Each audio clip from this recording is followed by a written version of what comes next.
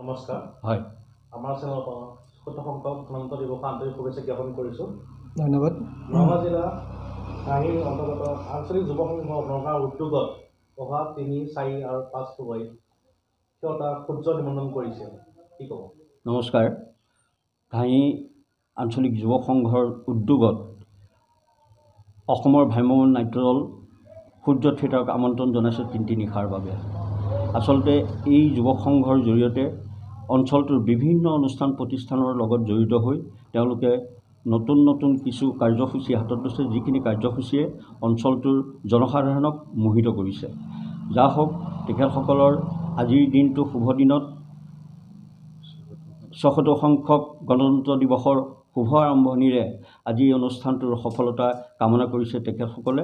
যা হওক, আগন্তুক দিনত আৰু অনুষ্ঠান কৰি যাব বুলি আমি আশা ৰাখিছোঁ আৰু তেখেতসকলৰ সৰ্বাংগীন উন্নতিৰ কাৰণে আমাক যাতে তেওঁলোকে যথেষ্ট কামৰ উপহাৰ দিয়ে তাৰ বাবে আমি আশা ৰাখিছোঁ।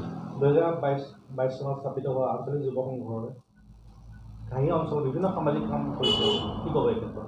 বৃহত্তৰ গ্ৰাম্য অঞ্চলটোত তেওঁলোকে যিখিনি কাম কৰিছে আমি শলাগ লৈছোঁ। জয়তে তেওঁলোকে ২০২২ চনত ছাত্ৰ ছাত্ৰীসকলক সম্বৰ্ধনা জনাইছিল, যিসকল ছাত্ৰ ছাত্ৰীয়ে অঞ্চলটোলৈ গৌৰৱ কঢ়িয়াইছিল। কৃতি ছাত্ৰ ছাত্ৰী হিচাপে আঞ্চলিক যুৱ সংঘৰ তৰফৰ পৰা তেখেতলোকে সম্বৰ্ধনা পত্ৰ কৰি অঞ্চলটোত গৌৰৱ অৰ্জন কৰাইছে।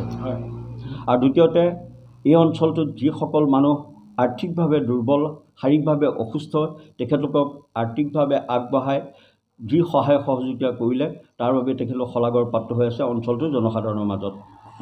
তৃতীয়তে, ঐতিহ্যপূৰ্ণ মঙলবৰীয়া বজাৰখন পুনৰ প্ৰতিষ্ঠা কৰা হৈছে বৃহত্তৰ গ্ৰাম্য অঞ্চলটোৰ প্ৰাণকেন্দ্ৰ ঘাঁহি চাৰিআলিত।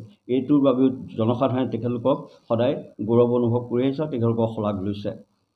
যোৱা বছৰ আমাৰ যুৱ সংঘৰ জৰিয়তে এই অঞ্চলটোলৈ ভ্ৰাম্যমাণ থিয়েটাৰ ইতিহাসক আমন্ত্ৰণ জনাইছিল আৰু এই অঞ্চলৰ ৰাইজে এই থিয়েটাৰখন উপভোগ কৰি যুৱ সংঘৰ শলাগ লৈছে। বৰ্তমান বছৰত অসমৰ সৰ্বশ্ৰেষ্ঠ নাট্য দল ইতিহাস থিয়েটাৰত তেখেতসকলে আমন্ত্ৰণ জনাইছে আৰু তেখেতসকলে অহা থিয়েটাৰ সূৰ্য বুলি ক'লোঁ নেকি? নাই, কি ক'লোঁ এইটো?